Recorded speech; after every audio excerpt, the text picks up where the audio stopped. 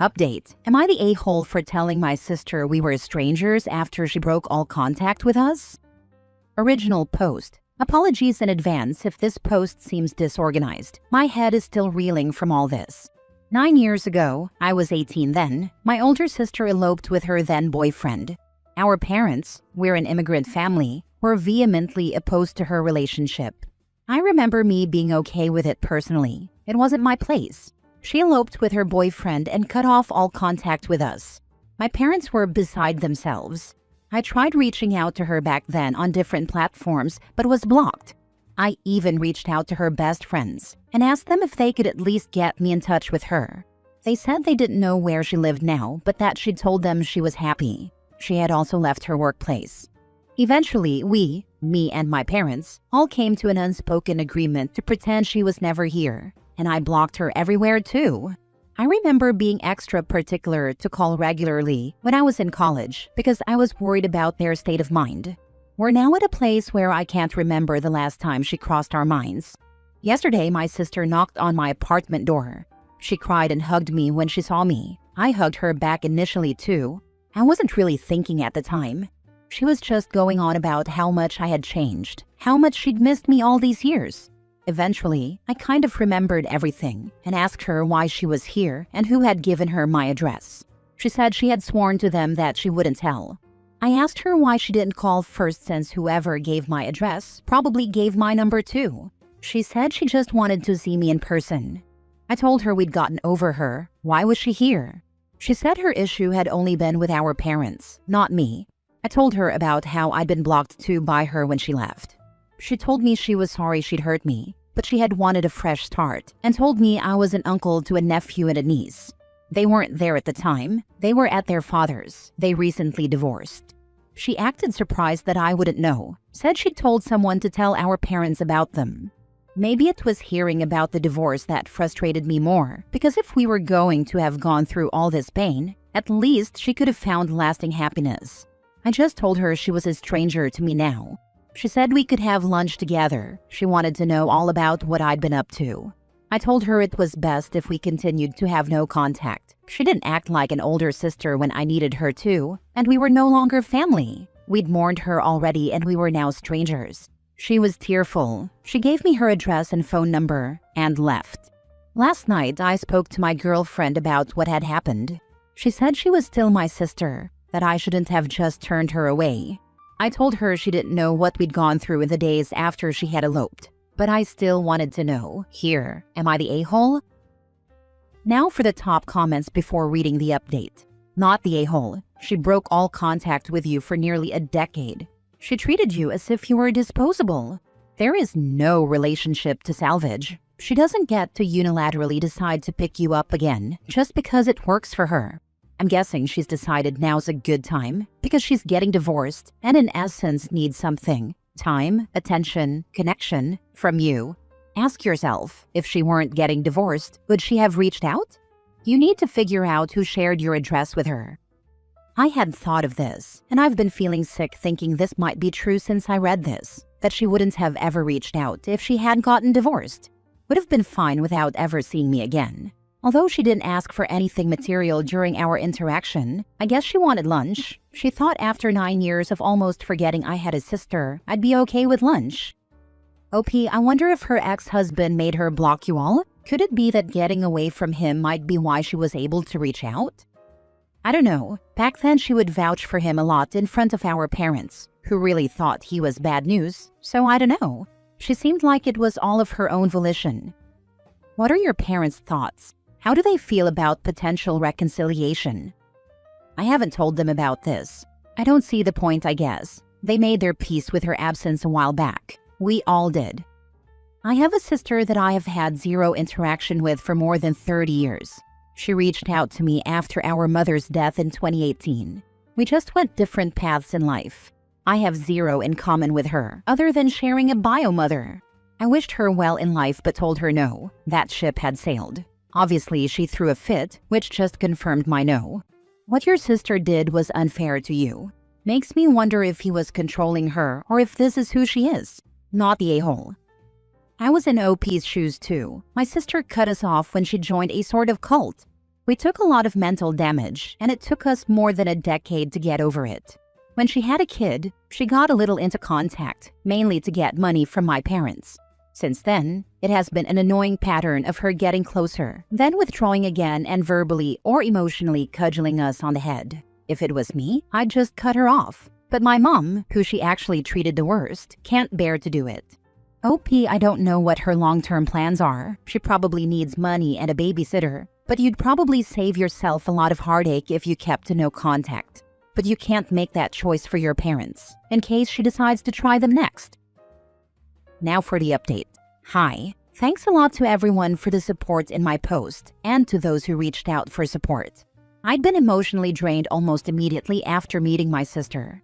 Like I said, I had made my peace, after a lot of hurt and futile hope, that I would never see her again.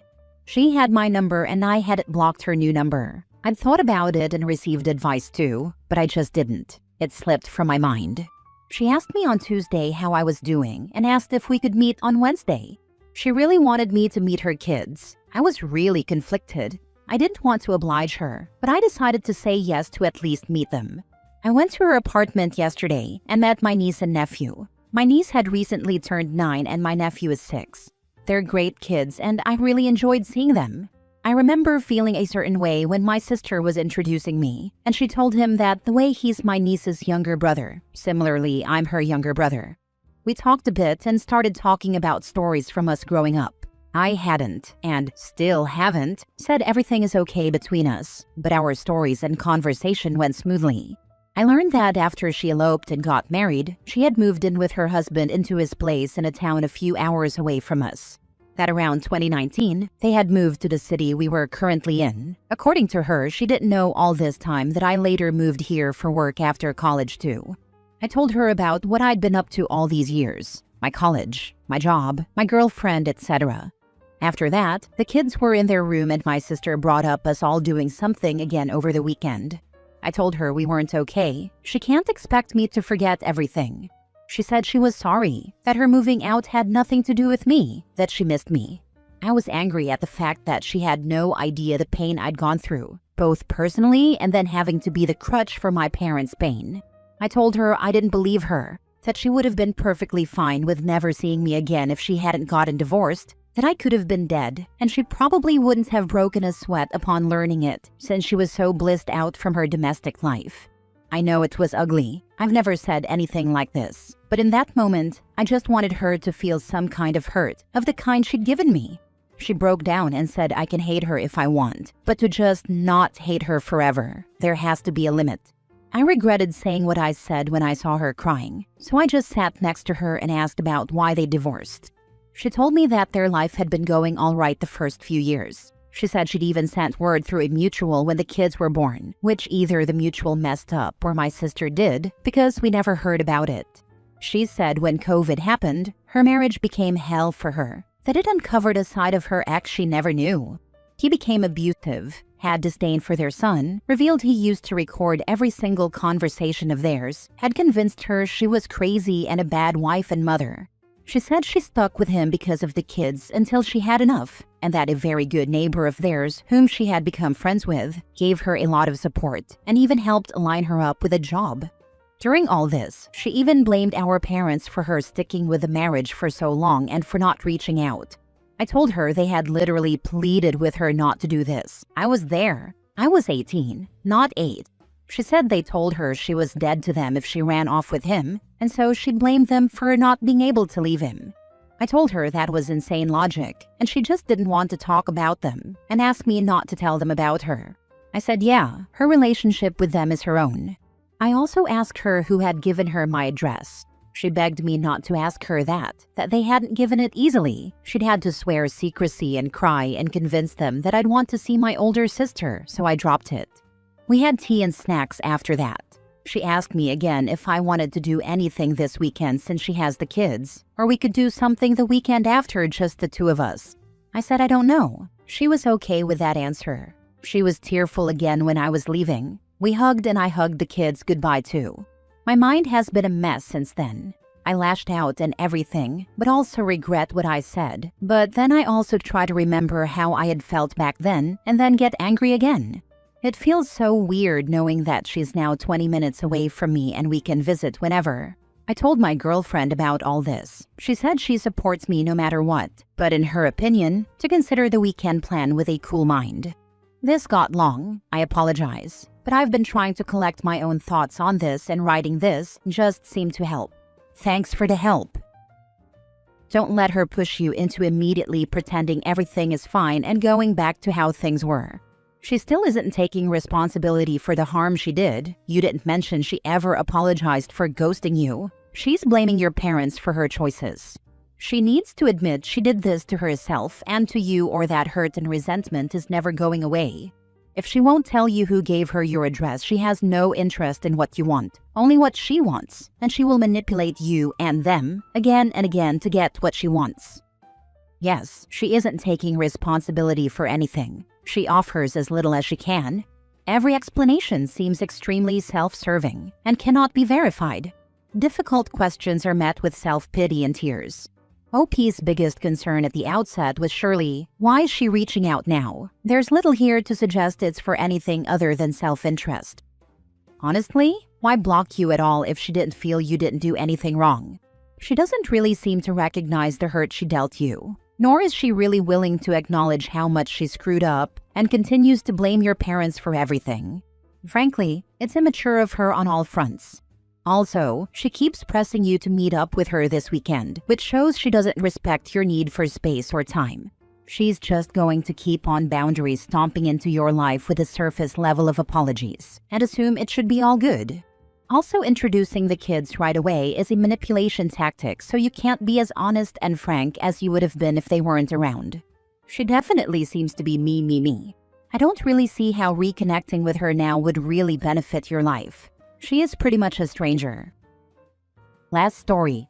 Update. Am I the a-hole for refusing to become my sister's carer? Original post. I, 25 female, heavy disabled older sister, 32 female. She has cerebral palsy and learning disabilities and requires a high level of daily care. My parents have been her full-time carers for her entire life, and especially once she left school, they have been caring for her 24/7. Sadly, my mom passed from cancer around a year ago, and my father is in his 70s. He is just not able to take care of her anymore, but is refusing to put her in a home, saying that it would be cruel and he doesn't want her to suffer alone, which I can understand. However, he keeps insisting that I should take my sister in and let her live with me. I live on my own in the downstairs flat of a house. Technically, it would be all accessible for her, and since I work from home too, I could be nearby if she needed me. The problem is, I don't want to become my sister's carer. I already missed on so much growing up as my sister took all my parents' time and attention and money. I missed out on so many normal things because of her, and I'm not going to lie, the bitterness is still there a little bit. Of course I love my sister, but I'm only in my mid-20s. I want to be able to travel the world and find love, and just do what I want without being tied down to being a carer. My dad keeps pressuring me, saying that mom would have never forgiven me if I'm the reason my sister ends up in a care home, but am I wrong for not wanting to become her carer? Now for the top comments before reading the update. Not the a-hole. I'm the full-time carer for 2 disabled relatives, and it is difficult. You should not feel like an a-hole for not wanting to be her carer. I have a very specific set of circumstances going on that allow me to do what I do. And even in what I'd consider the best case scenario, there are still a lot of stressors to being a carer. Have a frank conversation with your father that, if you are willing, while you will look after her by visiting and taking care of legal matters and oversight of her medical needs, etc., you cannot be her full-time caretaker. Tell him that the transition to a care home now, while he's still alive, is going to be better for her in the long run than waiting until she is grieving the loss of her father to also upend her living situation. He might also find some comfort in being able to choose the home and helping her getting settled into it, to make sure he feels she's in good hands.